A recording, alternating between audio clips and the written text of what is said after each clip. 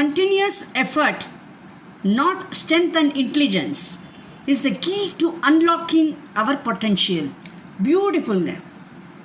சரி, பொட்டன்ஷியல் அப்படின்னா என்ன அர்த்தம்? நம்ம கிட்ட இருக்கக்கூடிய முக்கியமான சரக்கு, ஒரு சொத்து, கடவுள் கொடுத்த சொத்து.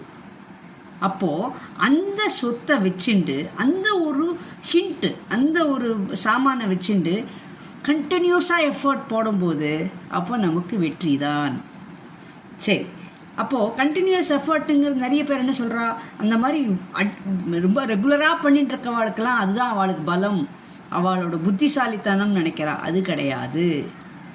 கடவுள் கொடுத்த சொத்து, அவர் கொடுத்த கிஃப்ட்டு, அதை நம்ம தெரிஞ்சுட்டு அதை நம்ம அதுலேயே அந்த இது வச்சுட்டு எப்படி நம்ம முன்னுக்கு வரலாம், நம்ம என்னெல்லாம் யாரெல்லாம் பார்க்கணும், எப்படிலாம் கற்றுக்கணும், என்னெல்லாம் விருத்தி பண்ணிக்கணும் அப்படிங்கிற அந்த ஒரு சாமானை வச்சுட்டு கடவுள் கொடுத்த ஒரு சரக்கு, தட் இஸ் ஒரு ஐட்டம், ஏதோ ஒன்று கொடுத்துருப்பார்.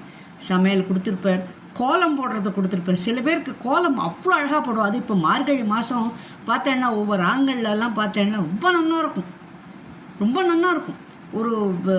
ஒரு ஆற்றுல போயிருந்த பார்த்தேன் நான், ஹனுமன் ஜெயந்திக்கு ஹனுமானை அப்படியே ராமருக்கு அப்படியே நமஸ்காரம் பண்ணுற மாதிரி அவ்வளோ தத்ரூபமாக போட்டிருந்தா. ஸோ அந்த மாதிரி ஒரு சில கலைகள்லாம் கடவுள் கொடுத்துருக்கார். ஸோ அது அப்புறம் ஸ்போர்ட்ஸ். ஸோ இந்த மாதிரி பல ஒவ்வொருத்தருக்கு டிராயிங், இவா கோலம் போடுறா, சில பேர் வரைவா, சில பேர் ஒயிட் சார்ட்டில், மட்டில், அது கூட நிறைய விதவிதமாக இருக்குது, சாண்டில் வரைவா. அப்படி இப்படிம்பா பார்த்தானா ஒரு அழகான ஃபிகர் நிற்கும். எதுக்கு இதெல்லாம் சொல்ல வரேன்னா, அந்த இது அப்போ ப்ராக்டிஸ். அப்போ என்ன பண்ணுறா, அது ஒரு டேலண்ட்டு. அப்போ அந்த டேலண்ட்டை வச்சு அதை டெவலப் பண்ணி ப்ராக்டிஸ் பண்ணி அதை பியூட்டிஃபுல்லாக பண்ணுவாள். அது அவளுக்கு ஸ்ட்ரென்த்து, அது அவளுக்கு புத்திசாலித்தனம். புரிஞ்சுதா? ஸோ இந்த சரக்கு என்னது அப்படிங்கிறத நம்ம கண்டுபிடிக்கணும். இது ஆக்சுவலி இந்த மாதிரி கண்டினியூஸாக பண்ணக்கூடியவா யார் அப்படின்னு கேட்டேன்னா, இந்த பஞ்சபூதங்களோட ஒரு எலிமெண்ட்டு. அந்த ஒரு எல்லாரோட உடம்புலேயும் ஒரு பஞ்சபூதங்கள் கண்டிப்பாக உண்டு. ஆனால் இந்த பஞ்சபூதங்கள் எப்படின்னு கேட்டேன்னா ப்ரப்போர்ஷனாக சில பேருக்கு மண் ஜாஸ்தியாக இருக்கும், அதாவது எர்த்து ஜாஸ்தியாக இருக்கும், சில பேருக்கு ஏர் ஜாஸ்தியாக இருக்கும், சில பேருக்கு ஃபயர் ஜாஸ்தியாக இருக்கும். ஸோ இந்த மாதிரி கொஞ்சம் மேலேயும் கீழுமாக இருக்கும், எல்லாருக்கும் உண்டு. இந்த காம்பினேஷன் ஆஃப் 5 எலிமெண்ட்ஸ் இல்லாதவாளே கிடையாது. ஆனால் அது ஒன்று மேலே ஒன்று கீழே அப்படி இருக்கும். ஸோ அப்போ இந்த மாதிரி சில பேருக்கு ஜாஸ்தியாக இந்த குவாலிட்டி, எர்த்து குவாலிட்டி ஜாஸ்தியாக இருந்தால் அவள் இப்படி இருப்பா. இப்போ எப்படி ராசி பலெல்லாம் சொல்கிறா பாருங்க, செவ்வாய் இந்த கட்டத்தில் இவாளுக்கு இருந்தான்னா அவளோட குணாதிசயங்கள்லாம் இப்படி இருக்கும். இப்போ கேது இந்த இடத்துல இருந்தான்னா அவளோட குணாதிசயங்கள்லாம் இப்படி இருக்கும் அப்படின்னு சொல்கிற மாதிரி இந்த பஞ்சபூதத்தில் இது இந்த கண்டினியூஸாக அக்ரெசிவாக ஒரு ஃபோக்கஸோடு பண்ணும்போது யார் அந்த மாதிரி பண்ணுவா அப்படின்னு கேட்டேன்னா ஃபயர் எலிமெண்ட். அந்த ஃபயர் எலிமெண்ட் இருக்கிறவாளுக்கு எப்படின்னு கேட்டேன்னா, நீங்கள் ஒரு சின்னதாக பாருங்களேன், நெருப்பு நீங்கள் எதை பற்ற வச்சாலும் அது மேல் நோக்கி தான் இருக்கும். ஒவ்வொன்றுத்துக்கும் ஒரு வடிவம் உண்டு, ஒவ்வொரு பஞ்சபூதங்களுக்கும் ஒரு வடிவம் உண்டு. அந்த வடிவம் அந்த வடிவத்தில் பார்த்தேன்னா இந்த ஃபயர் எலிமெண்ட்டுக்கு உண்டான வடிவம் என்னென்னா ட்ரையாங்கிள். நான் அதுக்கு தான் அடிக்கடி முன்னாடியிலேருந்தே சொல்லிட்டு இருக்கேன், ட்ரையாங்கிள் போடுங்கோ. அந்த ட்ரையாங்கிளில் you will come to know what is the talent, what is the gift given by God to you அப்படிங்கிறது தெரியும்.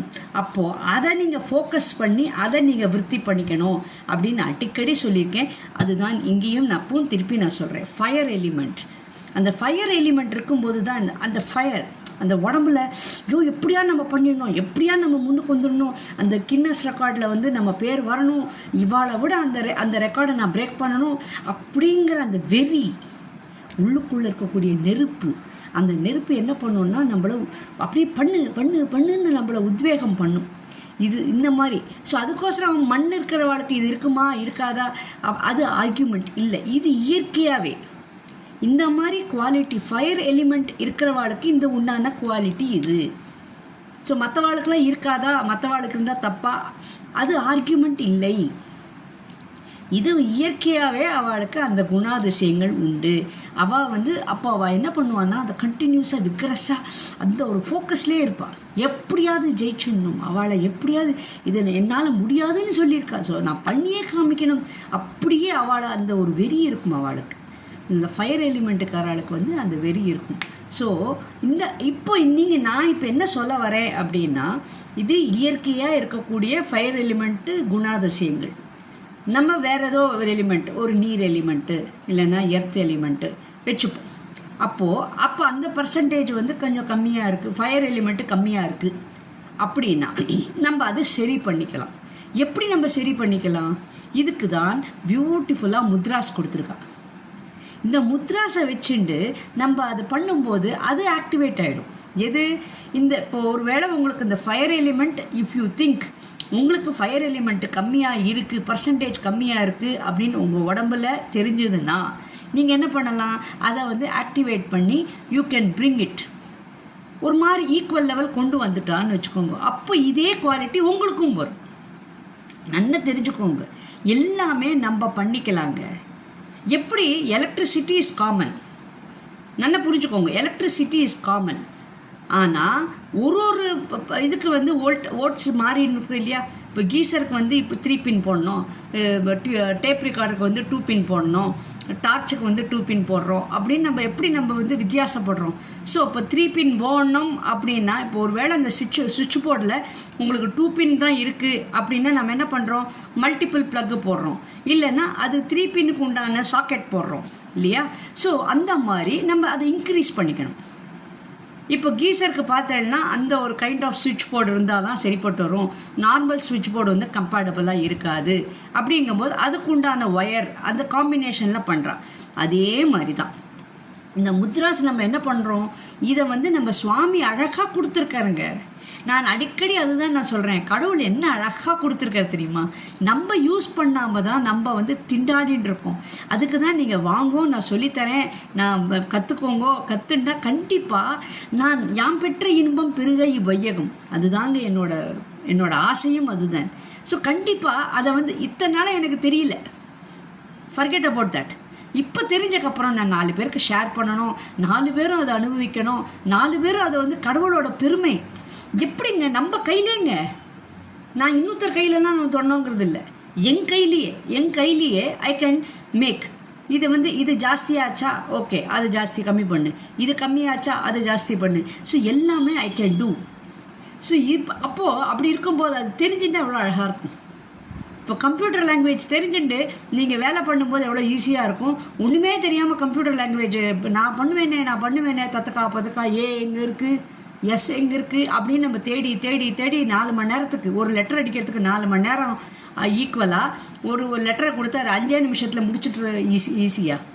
ஸோ அதுதாங்க நானும் ரிக்வெஸ்ட் பண்ணுறேன், கண்டிப்பாக இந்த கண்டினியூஸ் எஃபர்ட் அத்தனை பேரும் பண்ணணும்.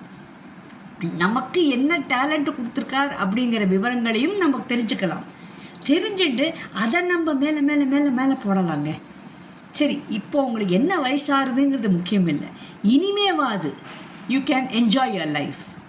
That's what my humble request to you all. இந்த 2025லேருந்தாவது at least how long we are all going to live யாருக்கும் தெரியாது. ஸோ இருக்கிற வரைக்கும் வி கேன் என்ஜாய். அந்த கடவுள் கொடுத்ததை இப்போவாது அனுபவிக்கலாமேங்க. அதுதான் வியாதி இல்லாமல் ஆயுர் ஆரோக்கிய சௌக்கியமாக நம்ம இருக்கலாங்க. ஸோ கண்டிப்பாக சப்ஸ்கிரைப் பண்ணாதவா சப்ஸ்கிரைப் பண்ணுங்க, லைக் பட்டன் ப்ரெஸ் பண்ணாத பண்ணுங்க, கமெண்ட் அடிங்கம்மா. Thank you so much.